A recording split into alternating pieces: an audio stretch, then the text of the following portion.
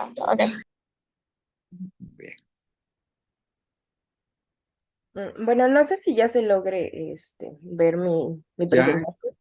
Bueno, vamos a continuar con lo que es el tratamiento para la insuficiencia aórtica. Principalmente, vamos a tener, ay, permítame. Bueno, principalmente vamos a tener tres objetivos principales en lo que es el tratamiento de la insuficiencia aórtica, tanto de tipo farmacéutico como quirúrgico. Vamos a hablar un poco de los dos y las indicaciones y en qué pacientes se puede aplicar los tratamientos y en quiénes no. Bueno, los objetivos principales como tal, vamos a tener que es, bueno, primero el mejoramiento del volumen en cuanto al latido y la disminución del volumen regurgitante, que pues ahora sí, recalcando un poquito de lo que habíamos hablado de la fisiopatología, este volumen regurgitante va a ser como va a ser como una de las causas principales que nos va a causar pues a pacientes sintomáticos, etcétera. Bueno, ahora otro punto bastante importante del tratamiento y como objetivo es que busca disminuir la tensión parietal y por último tendríamos pues ahora sí que reducir la poscarga y la masa ventricular. También había leído que uno de los objetivos también es como en algunos pacientes que son contraindicados para cirugía, digamos, el uso de ciertos medicamentos es con el fin como de controlar algunos casos.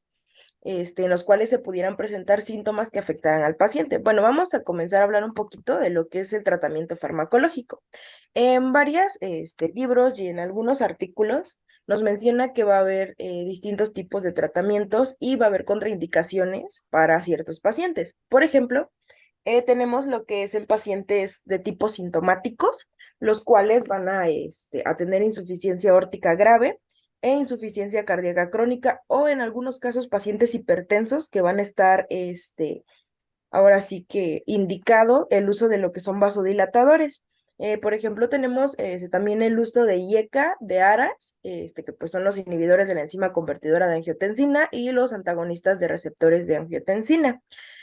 También tenemos lo que son los antagonistas de calcio y los dihidropiridínicos. Bueno, en este caso es bastante importante porque digamos que es como los IECA y los ARA son como los principales medicamentos indicados en pacientes que están contraindicados a una cirugía. Bueno, previo a la cirugía se puede utilizar pues lo que es el nitroprusiato y agentes de tipo inotrópicos, como pues la dopamina y la dobutamina en algunos casos. Por ejemplo, en lo que son pacientes con insuficiencia aguda, que sea mal tolerada o sintomática. Bueno, algo que había leído que me pareció pues bastante curioso es el hecho del por qué se usan lo que son los YECA y los ARA. Bueno, como tal, pues la regurgitación aórtica crónica en ese caso, va a llevar como una serie de respuestas hemodinámicas, como lo hablábamos en lo que es fisiopatología, o sea, va a llevarnos a respuestas hemodinámicas y de tipo patológicas, que pues, como se mencionó anteriormente, muchas de estas nos pueden resultar en lo que es una fibrosis miocárdica. Entonces, también nos pueden resultar en lo que es también una disfunción ventricular izquierda que va a ser de tipo irreversible. Entonces, de acuerdo con las guías que había leído, digamos que lo que hacen los Yeka y los Sara es como ayudar al paciente en una disminución de este volumen regurgitante. Bueno, ahora también tenemos algo bastante importante, que por ejemplo, como había mencionado, los YECA son pues el tratamiento de elección cuando la cirugía está contraindicada o en algunos casos en los que el paciente llegue a presentar pues disfunción ventricular izquierda posoperatoria o persistente. En caso de los pacientes asintomáticos que tengan una presión arterial bastante elevada o elevada, se debe administrar primero un tratamiento antihipertensivo que vaya conllevándose con lo que son vasodilatadores como los YECA, o en algunos casos lo que es tratamiento antihipertensivo con fármacos bloqueadores de los canales de calcio, como mencionaba pues ahora sí la dihidropiridina. Y bueno, como que no estaba probado que el papel de los vasodilatadores retrasara la cirugía en pacientes asintomáticos, pero lo que sí se mencionaba es que en pacientes que presentan lo que es síndrome de Marfan, los fármacos beta bloqueadores, en este caso, van a retrasar la progresión de la dilatación aórtica. Ahora, en cuanto a contraindicaciones, en pacientes que no presenten este síntoma, está contraindicado el uso de beta bloqueadores y de balones de contrapulsación aórtica, debido al efecto de los beta bloqueadores en lo que es, pues ahora sí, el músculo liso y las paredes del corazón, va a tener como que un efecto contrario al que buscamos. Y bueno, los beta bloqueadores lo que van a hacer es que en algunos casos, por la prolongación de la diástole, con ello va a conllevar el incremento de volumen regurgitante, que pues no es lo que queremos como tal. Y ahora esto, pues ahora sí que es como que en ciertos pacientes, como lo mencionaba, solamente pacientes con síndrome de Marfan, pues sí se puede retrasar lo que es la dilatación aórtica ascendente y pues en otros pacientes no está indicado. Bueno, continuando, tenemos lo que es el tratamiento quirúrgico. Ahora sí que la opción quirúrgica más viable para lo que son pacientes con insuficiencia aórtica es el recambio de tipo valvular. En este caso, vamos a tener bastantes indicaciones y contraindicaciones. Para poder considerar a un paciente como tal apto para lo que es un recambio de tipo valvular, primero tenemos que irnos a un estudio bastante meticuloso del paciente, comenzando pues ahora sí desde lo que es historia clínica, pruebas de esfuerzo, tomografías, electrocardiografía, ecocardiografía, o sea, es como que se tiene que hacer un procedimiento bastante riguroso para que los pacientes puedan ser considerados aptos, digamos, para un recambio valvular. Bueno, en pacientes con insuficiencia aórtica de tipo aguda sintomática, está indicado lo que es una intervención de tipo urgente. Y en los casos de insuficiencia aórtica crónica, como que los objetivos de la intervención quirúrgica van a ser pues mejorar lo que es el pronóstico de vida del paciente y disminuir los síntomas. Y en este caso también sería prevenir como que el desarrollo de una insuficiencia cardíaca posoperatoria o muerte cardíaca en algunos casos. Y también lo que se nos indica es que lo que se puede hacer es evitar como que las complicaciones aórticas en pacientes que van a presentar en algunos casos aneurisma de tipo aórtico. Bueno, este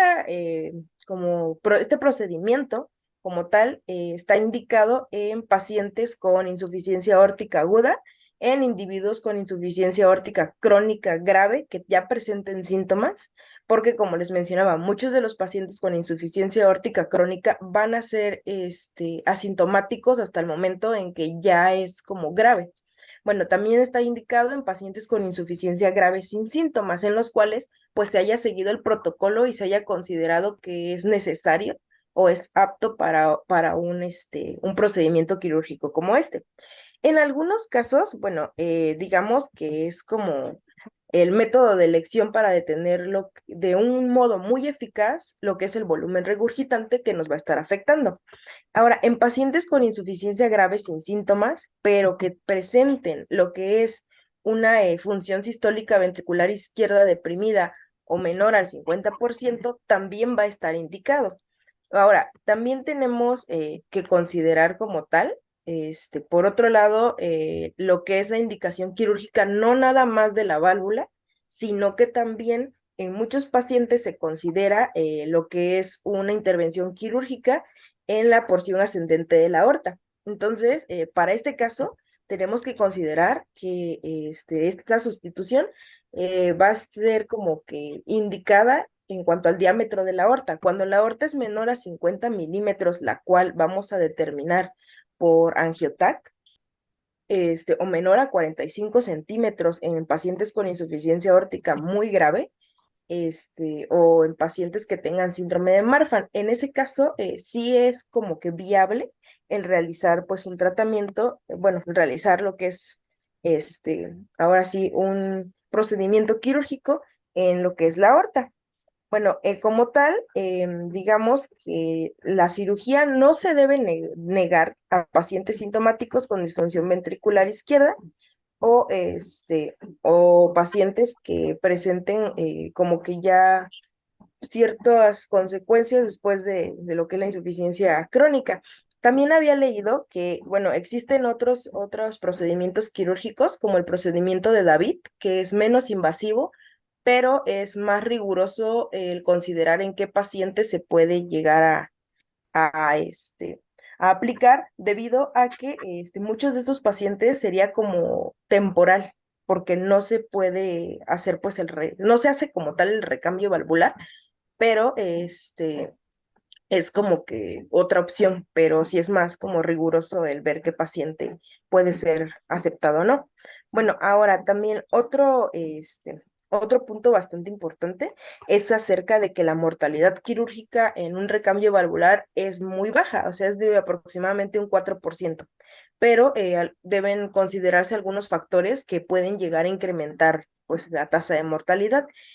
Voy a presentarles lo que es un cuadro en el cual, pues, nos habla acerca de factores que nos pueden llegar a aumentar la tasa de mortalidad en pacientes que se sometan, digamos, a estos procedimientos. Los factores como que principales, pues ahora sí que pueden ser lo que es que el paciente tenga una edad avanzada, principalmente también es que sea de sexo femenino, ahora sí que haya pasado por una operación previa y se tenga que reoperar.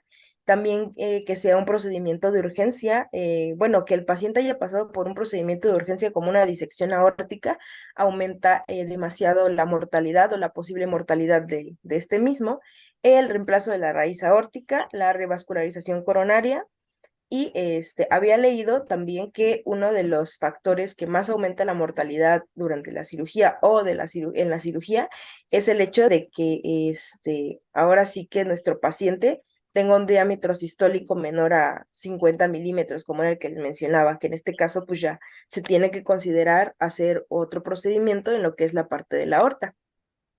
Diámetro sistólico mayor, ¿no, doctora? Ah, sí, mayor a 50. Sí.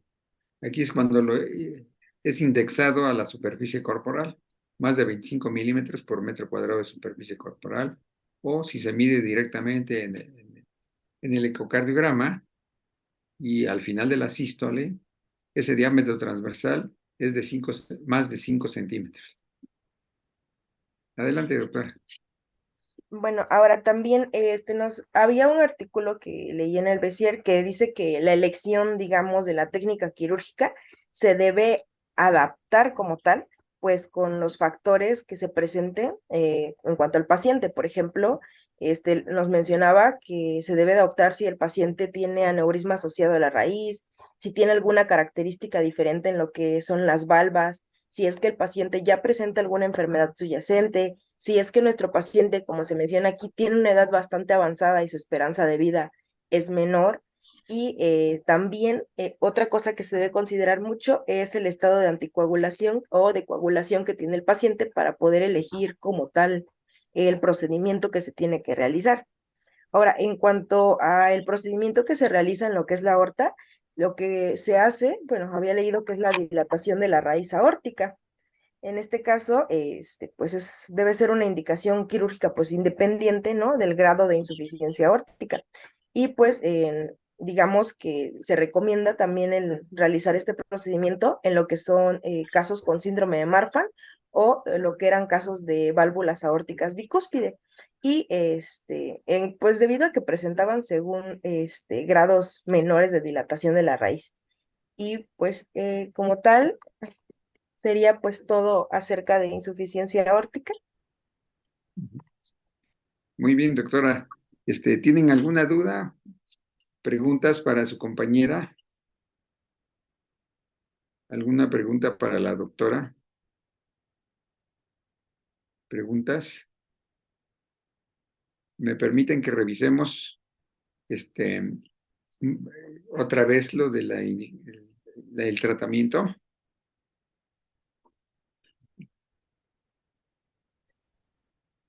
Sí, doctor. Sí, Vamos a, doctor.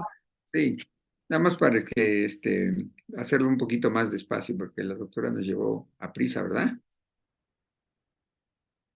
Entonces, hay pacientes con insuficiencia aórtica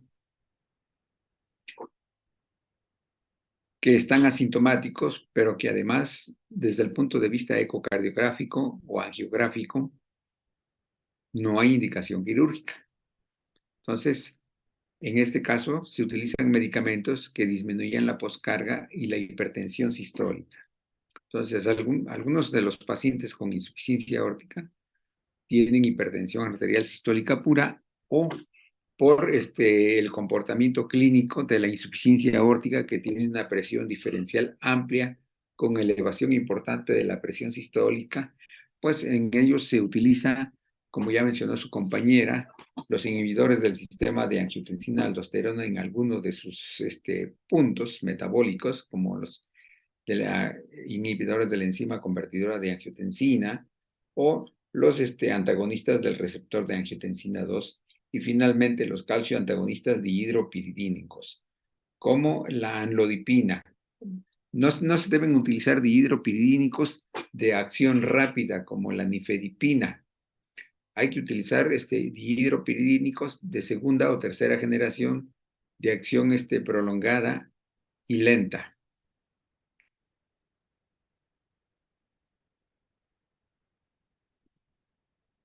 Estos pacientes tienen un riesgo alto de sufrir endocarditis infecciosa ante ciertos procedimientos de exploración o quirúrgicos, sobre todo si se utiliza instrumental, es decir, hay una exploración armada, como sucede con frecuencia en las exploraciones ginecológicas, se utilizan los espejos, en fin, varias cosas. La exploración coprológica, las vías urinarias, heridas accidentales no asépticas, ¿verdad? Y cirugías no asépticas. Entonces, bajo esas condiciones, al paciente se le debe cubrir con antibióticos, con el antibiótico de elección, dependiendo del germen identificado y de la zona anatómica en la cual se encuentra el proceso infeccioso y que puede llegar a infectar una válvula enferma. Una válvula enferma, como en el caso de la insuficiencia aórtica, independientemente de cuál sea la etiología, pues es más susceptible a que se le injerten bacterias, se colonicen allí y formen un proceso infeccioso. Ahora, aquellos pacientes que tienen síntomas, pero no hay indicación quirúrgica por diferentes motivos, pues tenemos que tratar los padecimientos intercurrentes para disminuir el gasto cardíaco, el trabajo mecánico del corazón y desde luego su consumo de oxígeno y mejorar desde luego el trabajo cardíaco, disminuir el estrés parietal y la fracción de expulsión. Controlar bien a aquellos que padecen de problemas de tiroides, ya sea hiper o hipotiroidismo. Controlar definitivamente muy bien la presión sanguínea. Las infecciones hay que tratarlas adecuadamente. Las arritmias rápidas o lentas que pueden también disminuir el gasto cardíaco. En el caso de las arritmias lentas, si se tratara de un bloqueo auriculoventricular, pues hay que colocar un marcapasos que puede ser temporal o definitivo, dependiendo de si la arritmia es definitiva o también nada más fue transitoria. Aquellos pacientes en los cuales tienen insuficiencia aórtica e insuficiencia cardíaca, pues desde luego que tenemos que tratar a los pacientes con insuficiencia cardíaca y mejorarlo. Aquellos que tienen retención hídrica excesiva y por lo tanto presentan síntomas como la disnea de esfuerzo en sus diferentes grados, pues iniciar con tratamiento hídrico o bien con medicamentos vasodilatadores que disminuyen la precarga, porque son predominantemente venodilatadores, como los nitritos, ya sea por la vía oral o con dispositivos transdérmicos como los discos, los diuréticos a dosis bajas y moderadas, ¿verdad? No debemos usar un tratamiento muy agresivo o diurético con este tipo de pacientes, ya que puede empeorar el cuadro clínico. En aquellos que hay indicación, se puede utilizar la digoxina.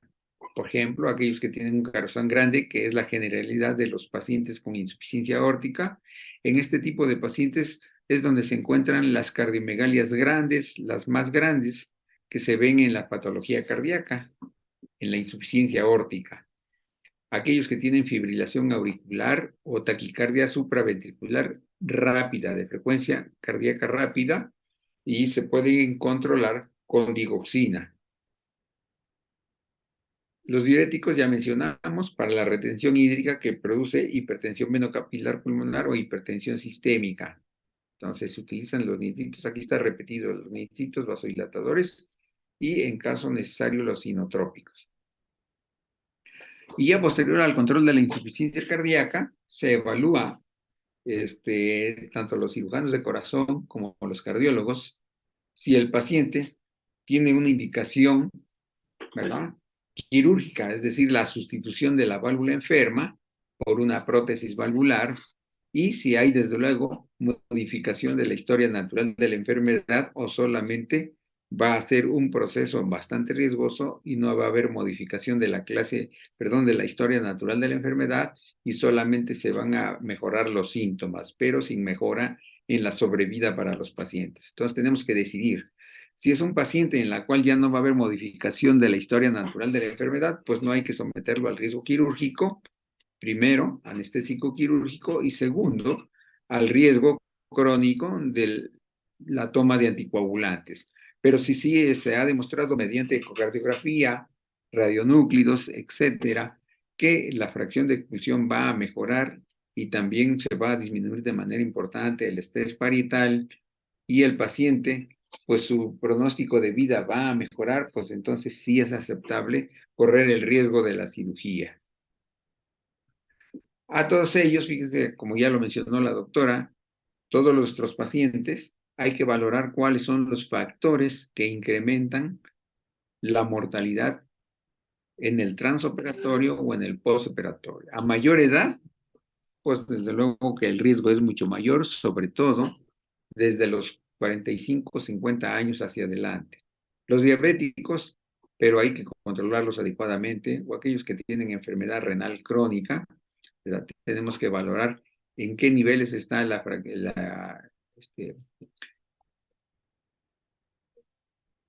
está la depuración de creatinina, saber qué tanto depura. Aquellos que tienen una enfermedad pulmonar crónica avanzada y que pone en peligro el riesgo quirúrgico es más importante durante el proceso anestésico. Aquellos que ya tienen un daño miocárdico muy severo y que los estudios demuestran que no hay recuperación de él, o que además tienen enfermedad en las arterias coronarias, aterosclerosis bastante severa, o algunas otras enfermedades como el cáncer, la carcinomatosis, etc. Ahora, ¿a quiénes se van a operar? A pacientes con insuficiencia aórtica grave y con síntomas. Aquí lo que se busca es modificar la historia natural de la enfermedad, mejorar la sobrevida del paciente, es decir, que viva más años, aunque no se modifique la clase funcional. ¿Por qué? Porque en contra de los síntomas no se va a hacer nada y tal vez eso no lo note el paciente, porque pues él, como era asintomático, pues no va a notar la diferencia después del proceso quirúrgico, pero tenemos la obligación de explicarles que lo que se busca es mejorar la función ventricular izquierda y desde luego incrementar la sobrevida, y que va a ser mucho mejor en caso de que el paciente no se opere y que empeore la función ventricular izquierda de manera importante. También hay pacientes asintomáticos con función ventricular izquierda deprimida, y en ellos también debemos evaluar si el hecho de ponerle una prótesis valvular aórtica en esa posición va a mejorar la sobrevida y desde luego que sí los síntomas del paciente. Y finalmente, si el paciente además requiere cirugía de la porción ascendente de la aorta que está estrechamente relacionada con el anillo de la válvula aórtica, como sucede en los pacientes con síndrome de Marfan, debido a que recuerden que es una enfermedad del tejido conjuntivo, y aquí se les tiene que poner lo que se conoce con el nombre de un injerto valvulado, es decir, se le pone un injerto, se hace resección de la aorta ascendente y se pone un injerto que lleva una prótesis valvular que va a sustituir a la válvula aórtica nativa. Entonces es un procedimiento quirúrgico desde el punto de vista técnico bastante difícil y que puede traer complicaciones.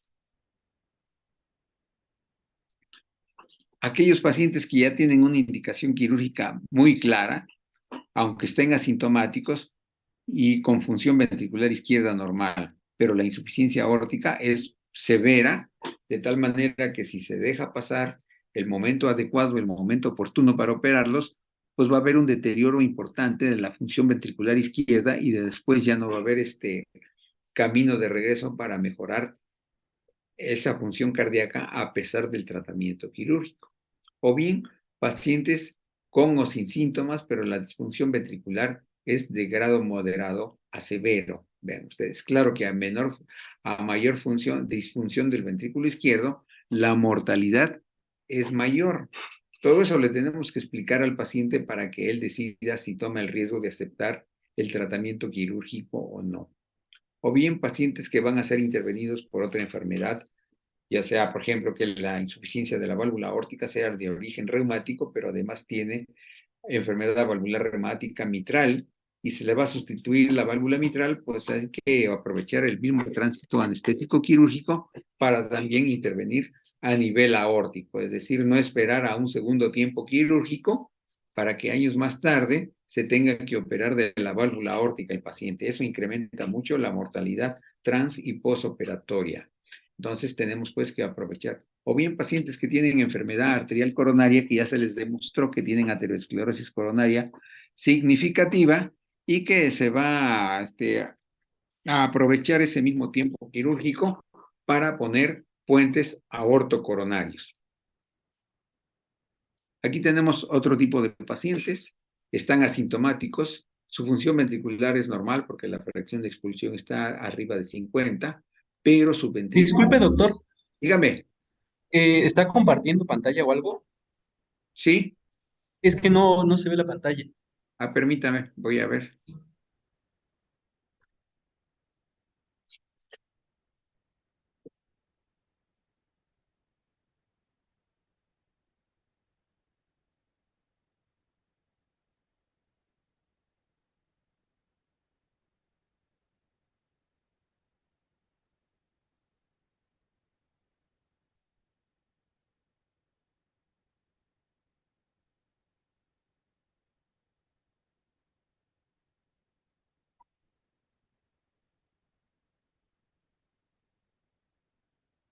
Sí, y está en... A ver, ahora sí ya, ¿verdad? Lo vemos a usted, pero no su pantalla, doctor. Ahora ya se puede ver, No, aún no. ¿no? Y sí está encendido el monitor. Qué Su raro. cámara sí se ve, doctor, pero lo que está compartiendo, su diapositiva, digamos, no se observa. Bueno, vamos a ver, le voy a poner entonces, volver a ponerle compartir.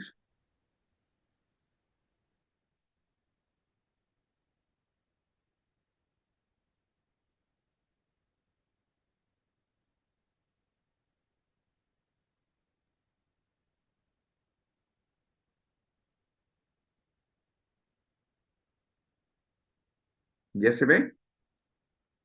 Ya, doctor. Gracias. Bueno, sí. ¿Quieren que revisemos las anteriores que no se vieron o...?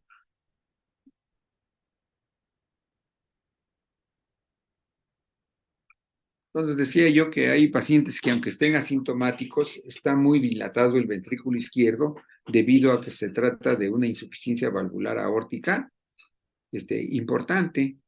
Por ejemplo, tienen un diámetro diastólico, se mide al final de la diástole por ecocardiografía el diámetro transversal del ventrículo izquierdo y este es mayor a 75 milímetros, ¿verdad? O bien el diámetro sistólico final es mayor a 55 milímetros. Entonces, aunque el paciente esté asintomático, hay que hacer la sustitución valvular para no esperar a que se deteriore la fracción de expulsión y entonces el pronóstico de la cirugía pues es malo. Luego tenemos otro tipo de pacientes, son aquellos que tienen disfunción severa del ventrículo izquierdo, la fracción de expulsión es menor al 25%.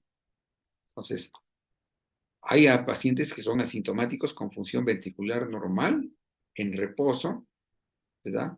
Y dilatación muy severa.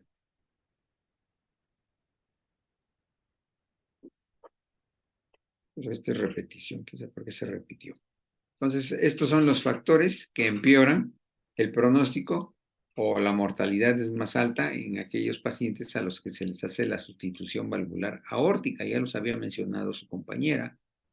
Pues es lógico a mayor edad, pues que el riesgo quirúrgico anestesio, no solamente en este tipo de cirugía, sino en cualquier otra, pues cada vez que a mayor edad, pues la mortalidad es mayor.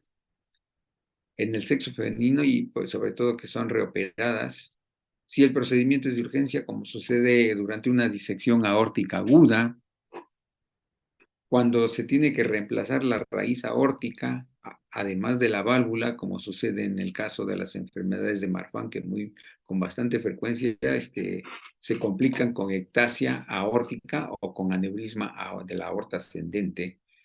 Si al mismo tiempo de la cirugía de sustitución valvular aórtica también se le van a colocar puentes aortocoronarios, a mayor disminución de la fracción de expulsión, pues la mortalidad también es mayor.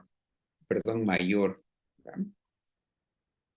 Y cuando hay disfunción del ventrículo izquierdo, que es uno de los factores aislados o independientes, pronósticos para el futuro del paciente, pues se ha visto en las grandes series que la mortalidad incrementa bastante, 10% más de lo que es normalmente cuando un ventrículo izquierdo está con una disfunción moderada o incluso normal. Si el diámetro sistólico final del ventrículo izquierdo es mayor a 50 milímetros, o bien cuando se tome en cuenta la superficie corporal, 25 milímetros por metro cuadrado de superficie corporal.